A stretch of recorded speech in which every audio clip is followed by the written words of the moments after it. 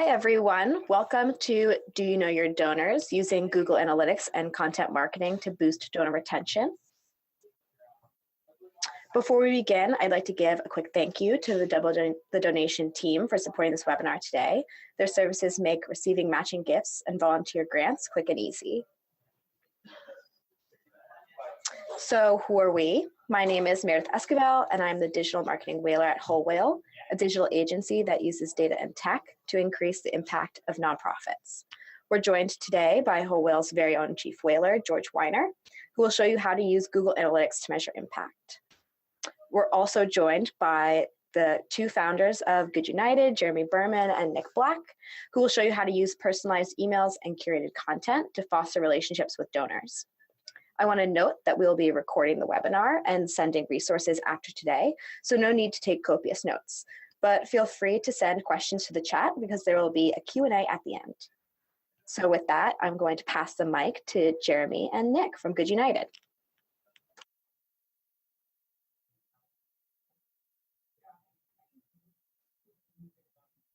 All right.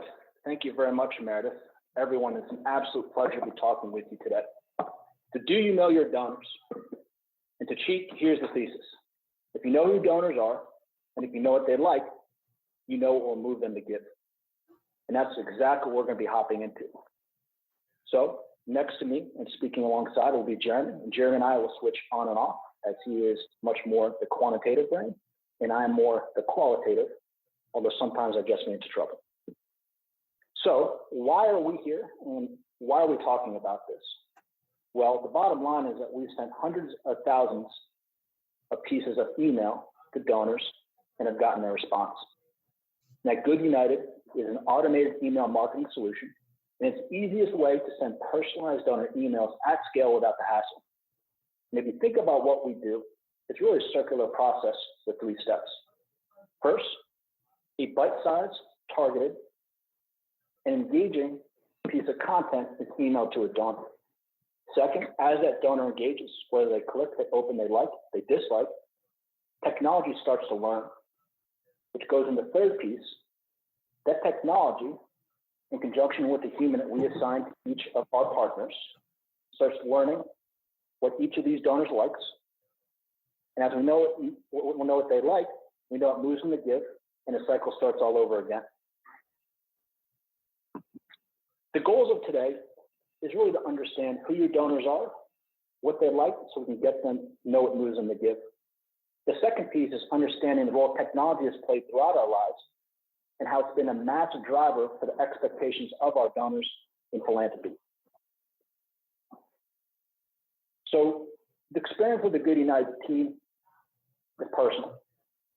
Both Jeremy and I have served with nonprofits, and the long-winded story of why I'm here today is after serving as an Army Ranger of 27 months in Afghanistan, I realized that we lost more servicemen and women to suicide than the enemy. When I got out of the military, I started a nonprofit. I never thought I'd be involved in the philanthropic space, but there I was. Like many of you, there isn't enough time in the day to do all the things that our stakeholders, both donors as well as the recipients of our service, do. And we need to find a way to create leverage and to gain ground. Unfortunately, the organization has had to grow. We had over 260,000 followers on social media. We have 15,000 people that have gotten engaged with the organization, have left their email address. Now, I'll tell you, 19 months ago, we sat at a board meeting, a very, very, very long board meeting, and the whole time I talked about acquiring donors. No one talked about the efforts that we had with donor retention, because those 15,000 people that have gotten engaged with our organization, there's complete paralysis. We didn't know what to do with them. As we looked into this, and maybe your organization feels the same, that industry-wide, we're all hurting. And that the vast majority of people after initial gift don't give again. Some of the drivers and some of the trends of this is that we just don't have enough time and money in the day to treat every single person like a millionaire. I'm sure you have the list of people that write the big checks and take them out to lunch, you know who they are. But it's just so difficult to get to know every single person that you have. There's some simple things that we can do. Understanding the role of online fundraising. Just because someone gave you blindly online doesn't mean they're not a person that they want to hear and follow up from you. simple thank you. Regardless of anyone that give time, money, or talent, it's important to say thank you to those that give back and contribute to our mission. One of the real reasons why we believe it's so difficult to follow up with donors and to create that relationship, to get to know them and what they like, is that the world's changed. Whether you're entertained by Netflix and you can like or dislike content that's coming at you, if you use Pandora, if you use a news aggregator, the whole world, while it's never been larger, has also never been smaller, in that we're getting exactly what we like daily.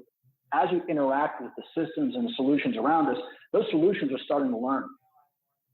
There's a new expectation. And unfortunately, philanthropy, I think we've been left out in the rain. Where our donors, regardless if it's one person or 1,000 or 10,000 or 1 million, all are demanding a certain expectation.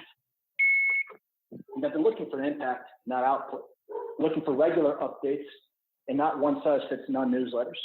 And the last piece is they want a custom experience, that every donor is different, especially when we talk about millennials, is that people are getting engaged with philanthropy that otherwise would never have been there.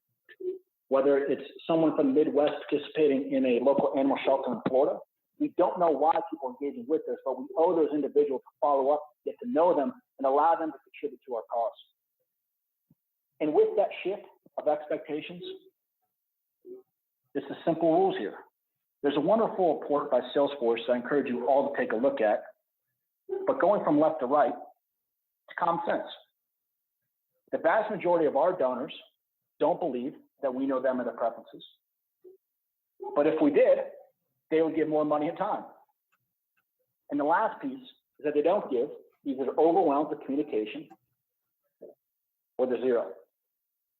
So how do we start thinking about these problems, these challenges, these opportunities, and really start to think about how we can treat each donor like an individual?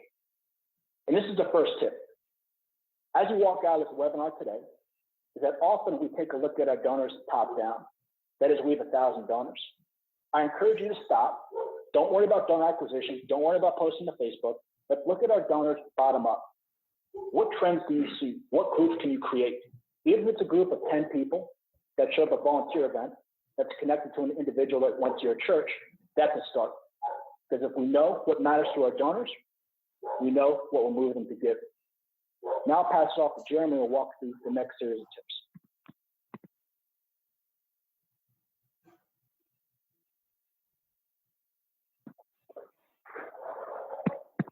All right, hi everyone.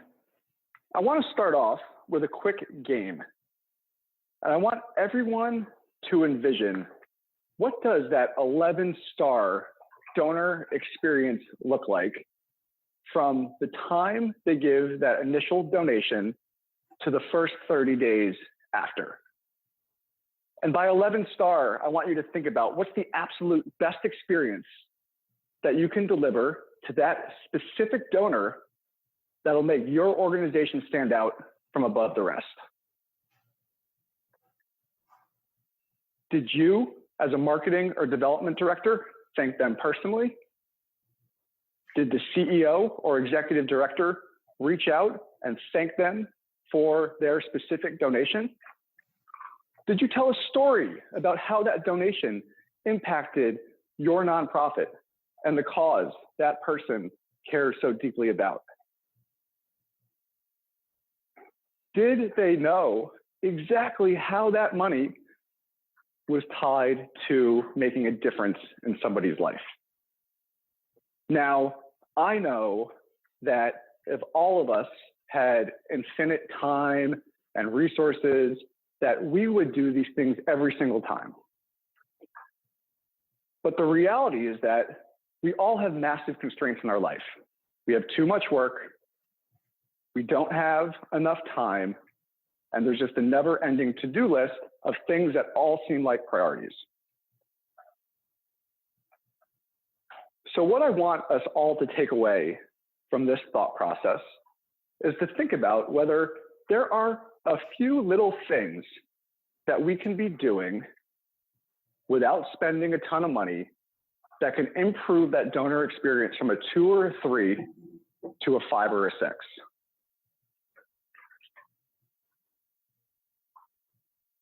One of the ways that we internally at GoodUnited and with the nonprofits that we serve and partner with think about it is starting with the simple question: do we know what donors like? And when we ask that question, we're talking about each specific individual donor and knowing what they're passionate about. Not all donors give to your organization for the same reason. One of the things that we can do to create that star experience that's better than the next is to really understand what they like so that we can deliver them value in unique ways. Now, when we talk about delivering value, these images might look familiar. On the left, right, it's the nonprofit newsletter that we're all guilty of sending at one point or another. It is a broad shot at trying to deliver value to everybody at once without taking into account what does that individual donor care about? And how do we cut to the chase and give them value in a really specific way? Versus, there's an example on the right, which is a bite-sized piece of content delivered to a specific donor that connects the cause that they care about to your organization. Now let's take a look at the newsletter for a second. On average, every single nonprofit newsletter that we're all sending has 7 different calls to action. And as a donor, if I even have the time to open that email, I'm going to be lost in a sea of requests. Do you want me to donate today to your specific event or monthly over time? Do you want me to share this on Facebook? Do you want me to give some in-kind gifts? I, as a donor, am going to be lost in a sea of requests. And it's no wonder why these broad newsletters have very little success in engaging donors. Today, the average is about 15% open rate and a 1.6% click-through rate. So the takeaway here is that donors don't like making decisions. Make it easy on them by giving them the answer to the test with an email that has a very succinct call to action, as well as something that is value add.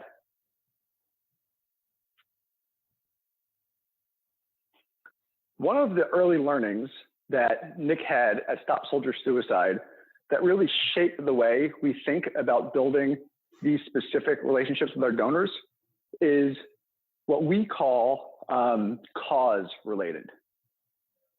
What we learned in speaking with hundreds of donors is that many of them are first passionate about a specific cause and give to an individual organization like ours and yours to impact the cause that they're passionate about.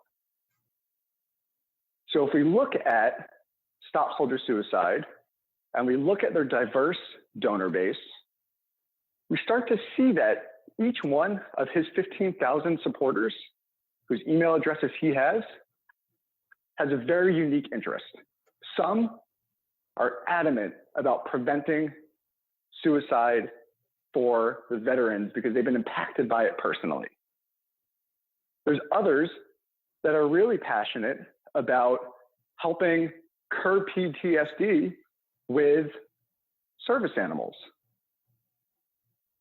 But what's interesting is that as we start to learn what each one of these passions are for each one of the donors, we could start to have very specific communication with these individuals based on the causes that they care about.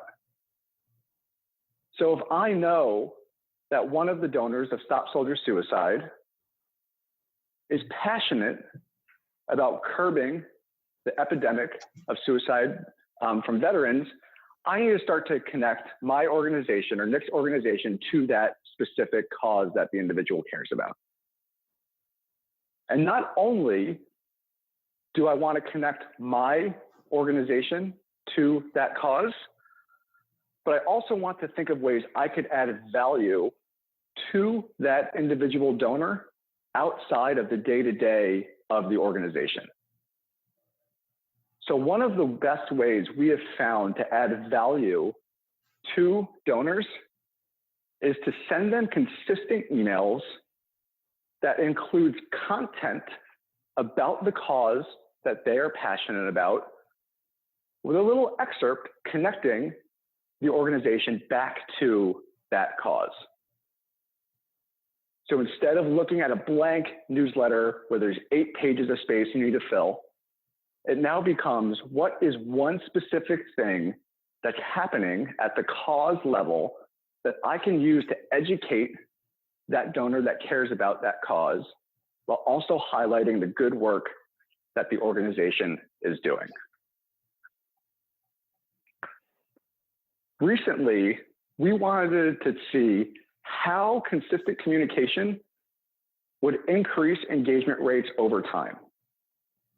Because I'm going to be honest, when I pitch this idea to nonprofits, the first thing that they tell me time and time again is that if I email my donors every week, they're going to unsubscribe en masse, and nobody's going to want to give to my organization again. So what we did was we send weekly emails to the different nonprofits that we work with every single week for 12 weeks. And that ended up being about 250,000 emails to 22,000 donors for 3 months. And the findings that we got back were incredibly interesting.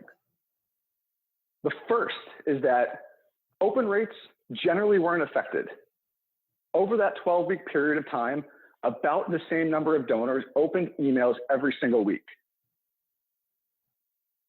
But what was really interesting was that it wasn't the same donors that were opening the emails every week.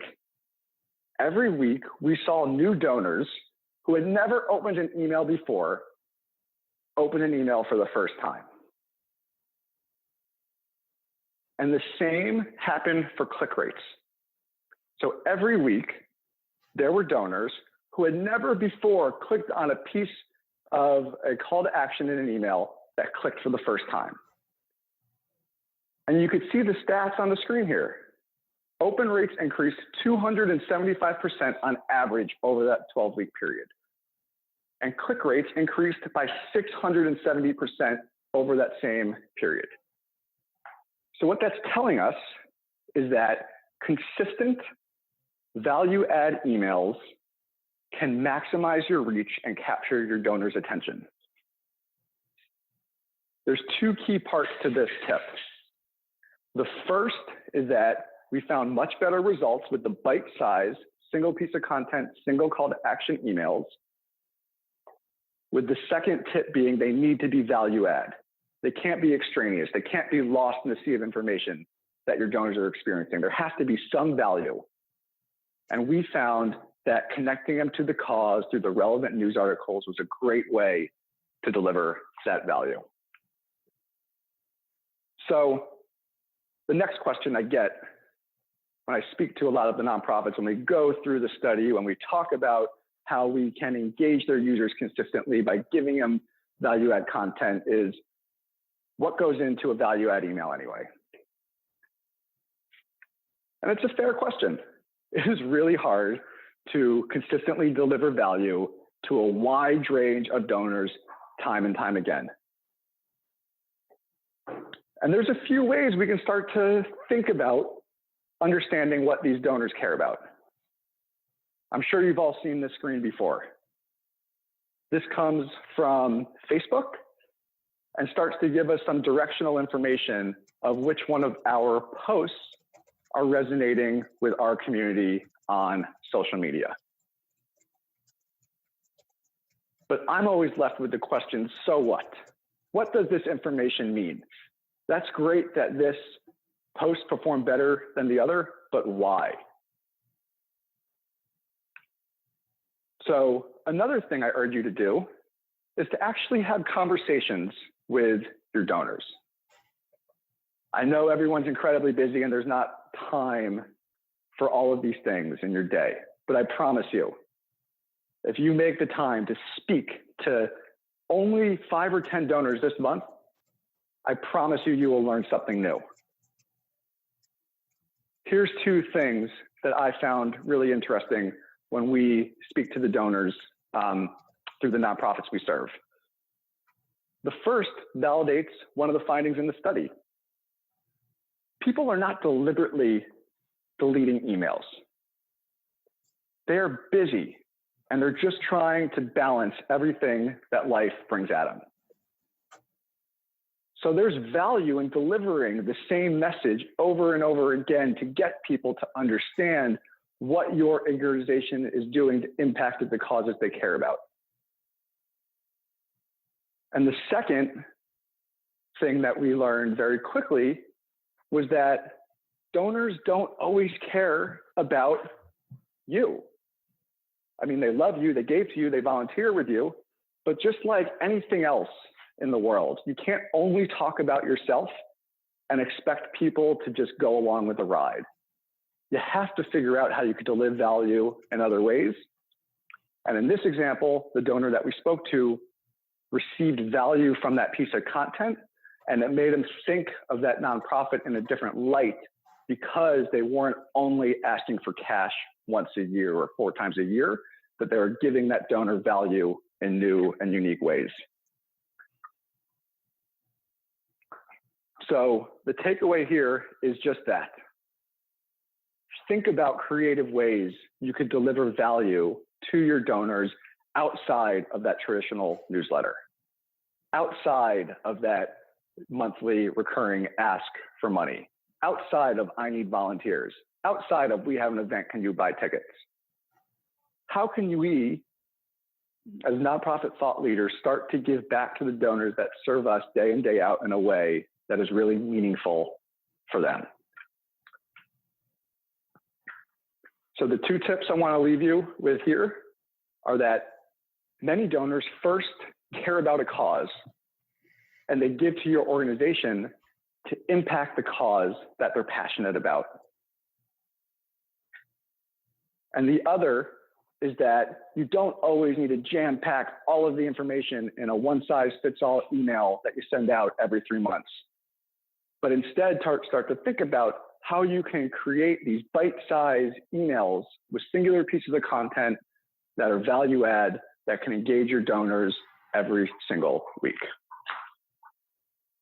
So with that, I'm going to pass it back to Nick, who's going to go over a brief summary before we pass it over to George to talk about how we can use donor analytics to get some of these key insights. All right, I'm motivated. Thank you, Jeremy. All right, y'all, here's a summary. If you know who your donors are, if you know what they like, you know what move them to give. So what we need to think about is how do we today take a look at our donor base? If it's 5 people, 10 people, 100 people, whatever that may be, see if you can stitch anything together. Who are they? What did they like? Second piece, send them an email. Not a newsletter, just send them an email with value add. Give them value about something they might have liked in the past. If they show up to a basketball event, if they gave them, whatever it may be, let's figure out how we can start moving the ball today. Third piece is that not just about you. I know that's painful. I get it. I am sure there's an organization that does something with houses. I love those type of initiatives, but I'll tell you, there's only so many pictures I can see of a door. You can rotate the people out, it's a door. I care about the impact that you're having in your community. Tell me about the homelessness. Tell me about statistics. Tell me about a level above what you're doing. I want to see your impact, but impact against what? Show me your cause. Let me see your impact against something.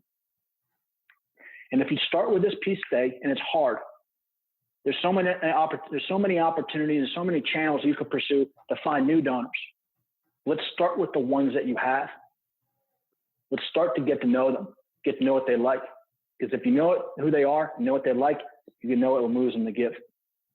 And the last piece, that we're here to help. If you're looking for an automated solution to do this without the hassle, I'll be happy to share some time to see if what we're doing could be a fit. I will tell you that GoodUnited is not a silver bullet, and we're learning. But we learn with each one of our partners. Every week we get better. And if you'd like to try it free, my email is on the screen, nick.black@GoodUnited.org. Subject high five. I will get back with you and we'll schedule a time to learn more about your organization. And my promise to you is that if I don't know the answer, which is very, very probably going to be the case, then I will find someone that does, as we've been in this world for quite a bit of time, and we're going to help you no matter what. So with that, I really appreciate your attention and walking through with us. And right now we'll go to Q&A, or I can pass it off to the whalers who can talk into the more analytical side of getting to know your donors. Meredith, what do you suggest? While we switch screens, I have some questions from the audience that I'd like to ask the Good United team. So one is, how exactly do you find out what your donors are interested in or passionate about? How do you find that data? Well, you can ask them. And I know that sounds a little direct and maybe upfront, but what I found is that the more donors you get, the harder it is to actually reach out and talk to one of them. So the first thing I would tell you, and I'm in your boat, I'm on 4 different boards and organizations ranging from 10 donors literally to over 15,000, is that's the same difficulty, whether it's reaching out to one of the 10 or one of the 15,000. But you really have to break down your donor size. Reach out, get to know them. You don't need a lot of technology for that. Get to know them, see, who are they like? Who do they bring to the table? Understand, what your donors are about. The second piece, if you do have it, and I'm sure the whales will break down into this, is using analytics to really understand who your donors are in different ways. And then you can get to more advanced levels of communication. But what I tell you is you can't go wrong with just setting aside the time. And I know you're busy. I know you have a ton of things to do, but get to know them. Ask them the questions. Put together a sample of people. Take them out to lunch. That's where I'd start. The only thing I would add to that, Meredith and everyone else, is that before we had developed Good United, one of the tests that we did was just using MailChimp and the existing tools. After we had some of the conversations with the donors and got a sense of what they were passionate about, we just did a very simple A/B test by sending those bite-sized pieces of content with some information based on those 3. And we just started to get a broad level sense of where people's interests lied. And then we used that to kind of shape how we built the technology to do it from the ground up. Where today, through Good United, we're sending out thousands of pieces of content every week. And then as people are opening the emails and giving the thumbs up and thumbs down, we're learning and getting smarter about what each individual person likes, so that the next email we send, we have a higher confidence that it's something they're really passionate about. Excellent. One more question before we switch over to George, and then any other questions that come into the chat, we will ask at the end. But one attendee has said, we've seen higher open rates linked to an increase in unsubscribes. So how would you recommend reducing the number of unsubscribes?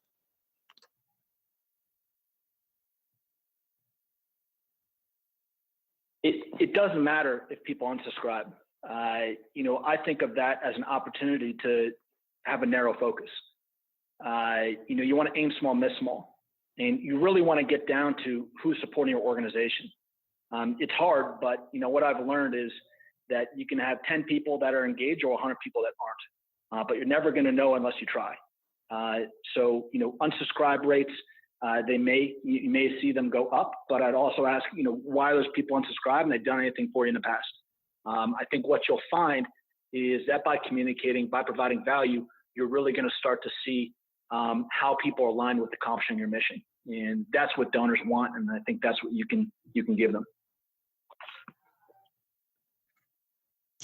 Great, thank you. So Good United team will still be on to answer more questions at the end, but for now, we're going to switch over to George Weiner, who's going to talk about Google Analytics and using that to track donor behavior. Man, thank you so much. I think this is such a great complement to how we then focus here at Whole Whale at the sort of top of the funnel, and using the analytics available to understand donor behavior to do more of what works. As Meredith said before, Whole Whale is all about tech and impact, and at that intersection. And we love working in this sector and helping you do more of what works. Our goals today are the following. We want to help you track what matters in Google Analytics. We want to help you ask the right questions about donors, learn where to find that donor behavior, and then ultimately build dashboards and operationalize this stuff so it actually helps you do your job a bit more. So I have to always start with what analytics is. It's free, so like free stuff, awesome, right? So that's the number one bullet point we always put there. Google.com/analytics is the JavaScript that lives on every single page, every website. Code base can really handle this. It takes less than 30 minutes. Trust me, less than 30 minutes to install. And it really shows you the what, where, how, when activities of your website. Not so maybe the why, but it's very powerful stuff. As we go through this process, though, the gathering of information is done by Google Analytics once it's installed. The key is around asking questions, really making sure that we understand before we go into the analysis insights and then learning and acting. I love Google Analytics because it helps us with this issue. We're lost, but at least we're making great time. The idea that look how many Facebook fans we have. Look how many, impressions this or that got. Look at our monthly. Doesn't really matter if you don't understand where you're driving. So I always take a second to make sure that we talk a little bit about the impact chasm, digital impact chasm, the idea that the work we're doing, everything from the emails we're sending into the posts we're pushing out, the content we create, well, how does that get us to outcomes? And we don't get to outcomes until we cross this chasm and build a bridge. And we build a bridge by doing things like creating our impact marketing funnel, by defining how we're turning those views, those followers, and that activity into outcomes. And in this case today, we're talking about moving people toward that committed, people donating to your organization. But it starts with people being aware, becoming interested, joining that email list, as we just talked about, and then bringing them into the fold. And this happens in Google Analytics through goals. And I love using the analogy of soccer here, because if you ever you've never probably watched a game of soccer without goals, because that would be incredibly boring, right? We need to tell Google where the goals are on our website. Otherwise, it'll be a bunch of people kicking a ball around.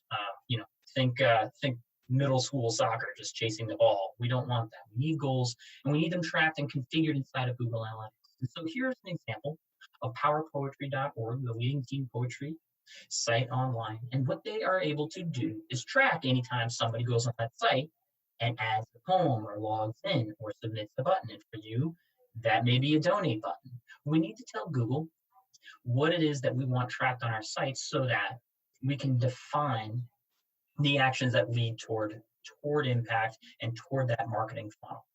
So I'm talking about what are users doing, that behavior idea. And I want to give you one more analogy. Here's the Bravo Supermarkets over on Myrtle in Brooklyn.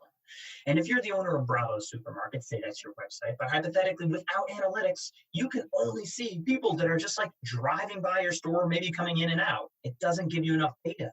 Once you install Google Analytics, you see which aisles people are going down. Are they going to that big, sale, what have you?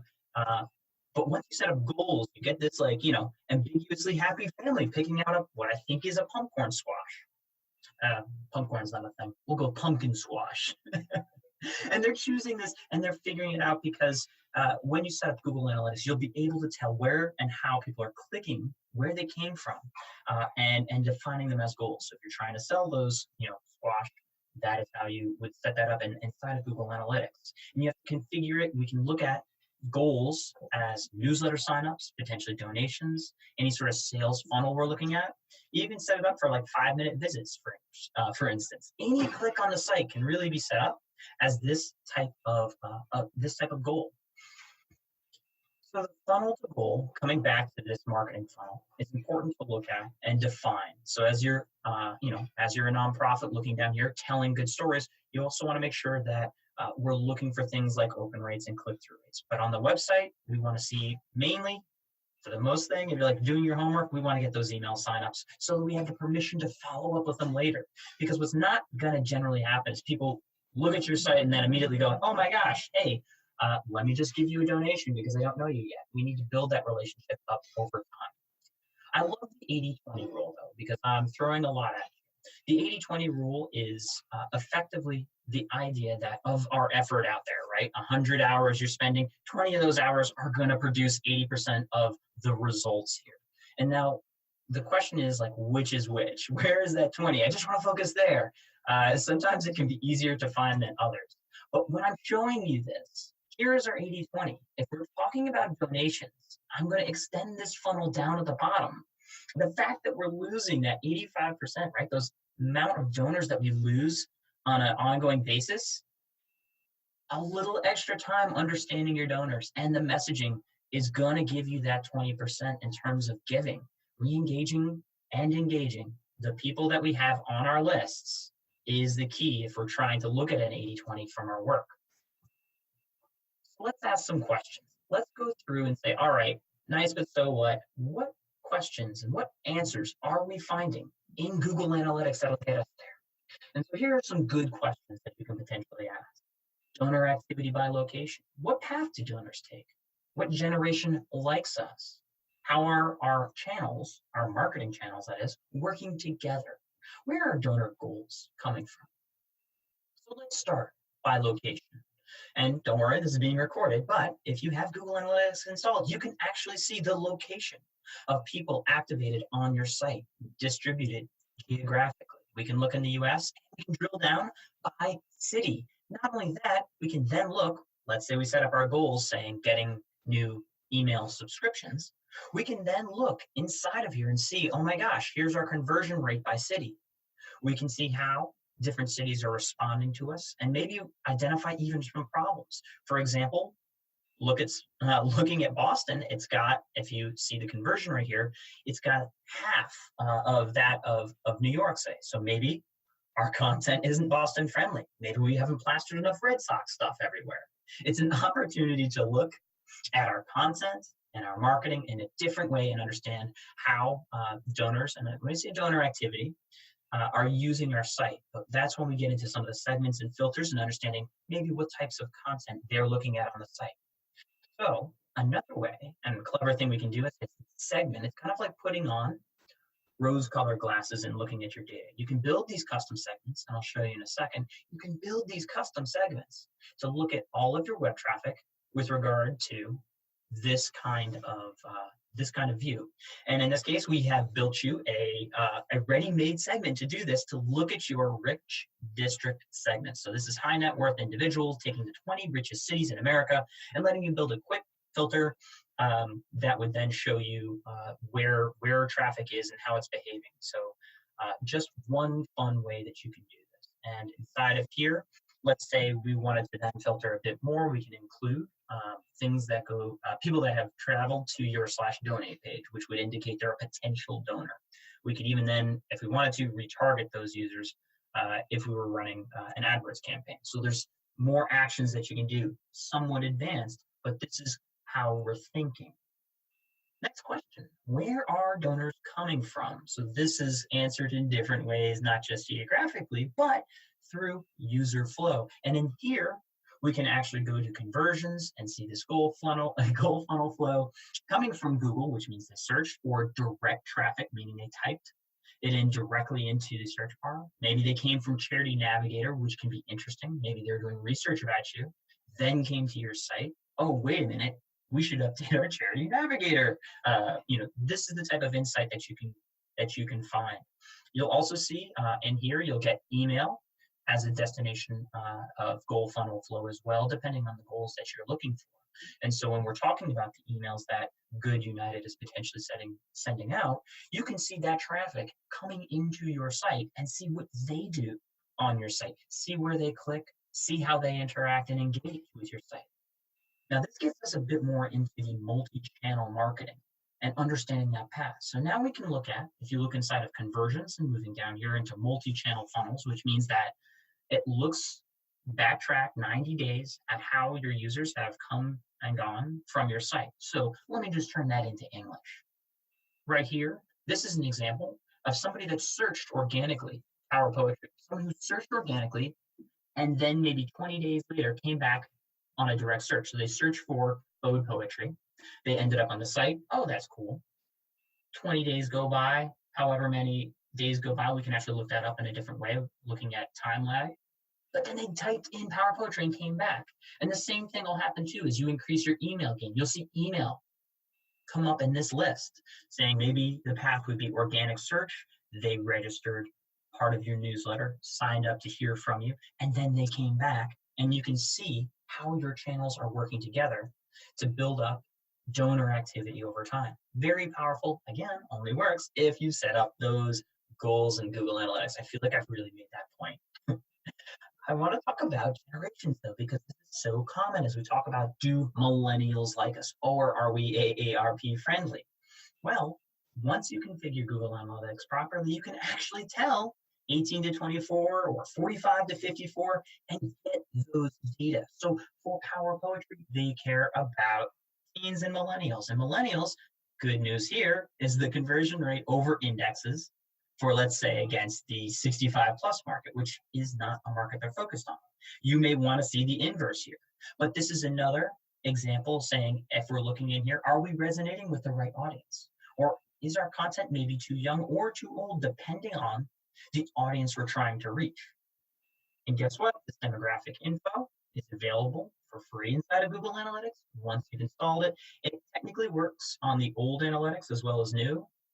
But in general, we recommend upgrading to Universal Analytics. We have more resources on our site about doing this, but this is just one snapshot of seeing the age breakdown as well as male and female traffic on our site.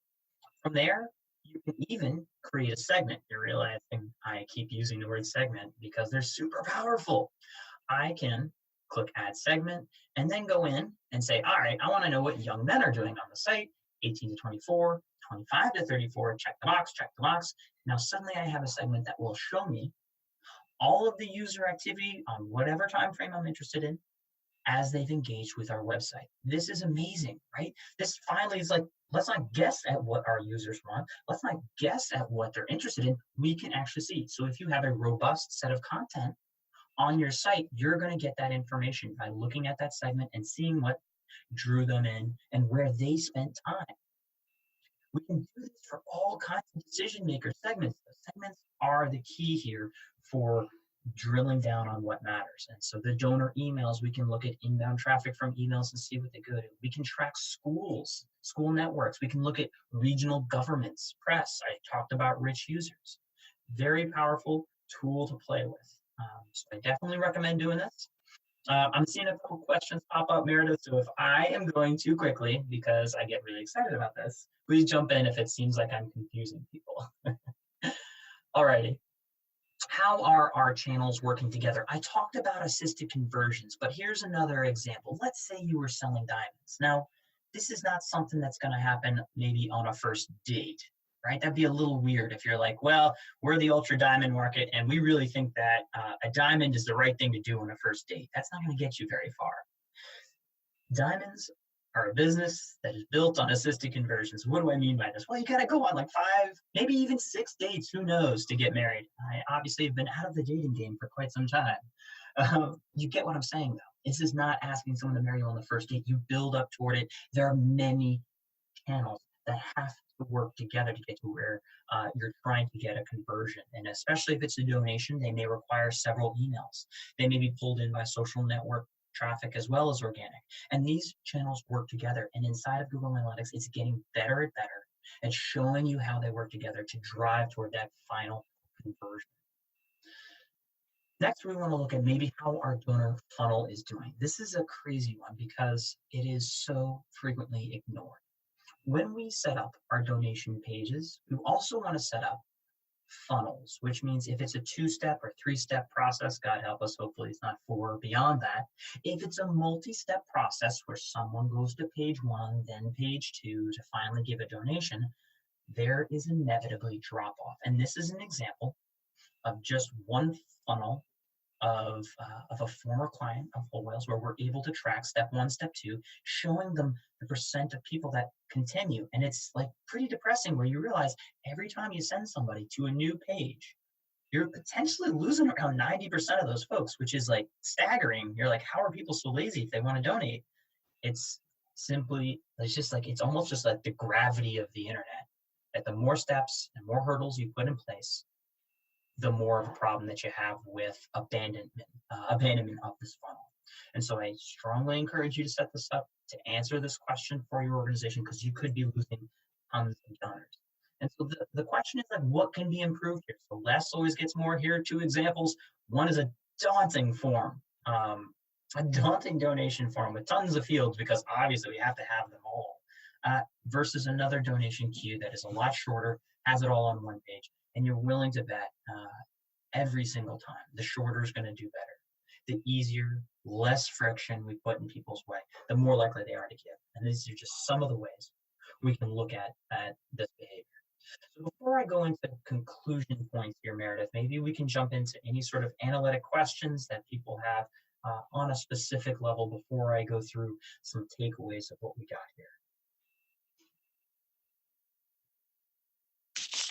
No analytics focused questions yet, George, so you can go ahead, but everyone else continue to send questions. We do have some coming in for the GoodUnited team, but we'll save those for the end. Oh, okay, great. So I can move through the next phase here using dashboards. We want you to download the free Whole Whale Starter Pack. It can automatically be inserted and give you these dashboards and views of your analytics to understand what's going on. This is an example of just one, the executive dashboard that you get that'll show you sessions and bounce rates and how people are accessing your site in a way that gives you an idea of what to be looking for over time. Next, you can even export this. So let's say you wanted to export it, send it to the board for a time frame, or you wanted to send it up as an email that went to you every Monday on a weekly basis. And you can send this to yourself, to your team, executives, you get it. Another amazing tool that Google's released for free. Another amazing tool is the Google Data Studio, which can aggregate not just your Google Analytics, but other data as well in a very dynamic, great looking dashboard. We have a template for you at wholewhale.com/data studio that you can copy and reproduce as needed. I do love dashboards, but they don't solve everything. So you may be internally using Domo or Tableau or any number of other software pieces. I like this asterisk, that they don't solve everything. It's really about staying focused on those goals and thinking about our 80-20, about where we're spending time, not just getting donors, but keeping them in our system. Finally, numbers are people too. How do we talk? How we talk about numbers internally matters for how we're paying attention to it. I'm going to say this 3 different ways. There were 315 newsletter signups during the month of September, an average of 10.5 per day. All right, in September, 10.5 people per day told us they care about the cause and want to hear more about our work. Finally, during September, 315 people signed up to hear more from us. This should lead to 31 new donors in the next 6 months. If you're like me, that last one probably makes you realize the value of, oh my gosh, emails turn into donors, and they do it inside of 6 months. If we message properly, you're making the case for why you're doing it. People are people too. We have to include our teams when we ask the questions. We make sure people have access to the right data so they understand why we send these emails, so they understand why we're posting things on social to engage and create new content on our site. I'm going to leave it here on the GoodUnited offer, but also throw in an extra thing from Whole Whale University. We've got online courses. They usually market for about 120 each, but they are free for you all with this code WWUWebinar because you guys are awesome for taking time out of your day to learn more about how to engage donors. And of course, Nick, for better or worse, is giving away his email, and I encourage you to email him with that subject line. And so let's turn into questions. It seems like there's some coming in for the GoodUnited team. Meredith, I'll push to you. Great. So starting off, this attendee really likes the idea of one email and one call to action. And they were thinking about sending a survey to find out what their donors are interested in. What kind of survey would you recommend? A basic survey or a story format? What's the best way to get that information from donors? Thank you, Meredith. So one of the big learnings that we've had at GoodUnited is just how do you get people to click an email?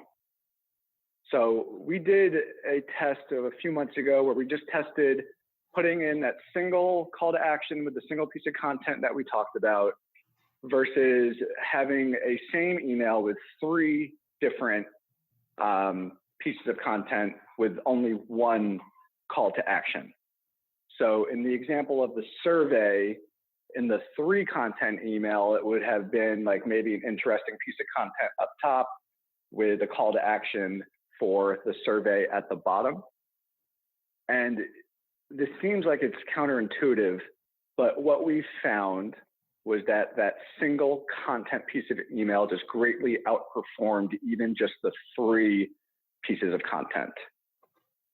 So when we talk about sending a survey, the first thing you have to be thinking about is how do you get people to just take a single action?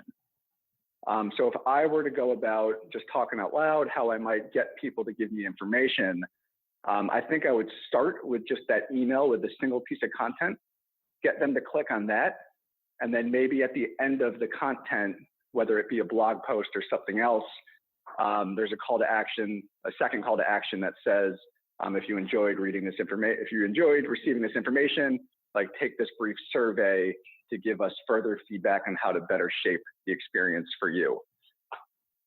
So I think whenever we're trying to get donors to take action, we always need to just be thinking, how can we provide value to them first before asking for something in return, and giving that value through the content and then following up with the survey might be the best way to do that.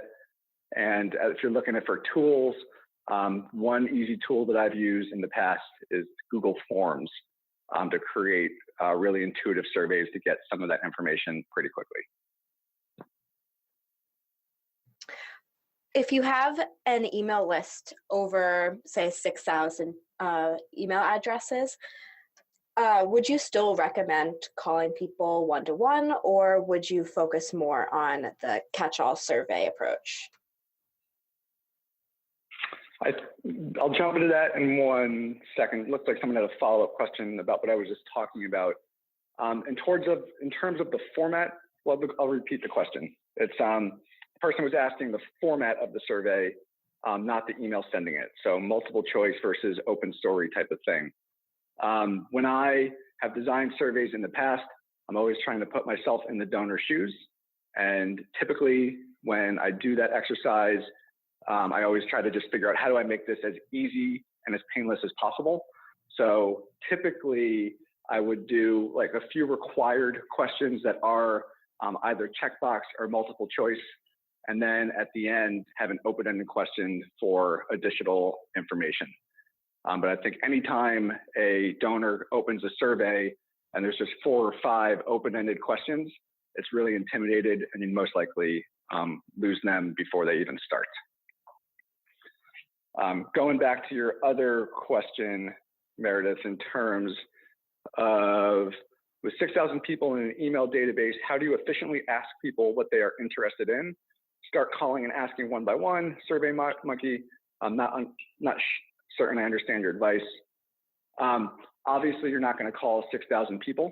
My recommendation would be to get time to speak to a small number of them, maybe 5 or 10, just trying to get 15 minutes of their time to have an honest conversation of what causes are they passionate about, why have they given to your organization in the past, with the idea being to really extract some recurring themes about different interests and passions from your donor base.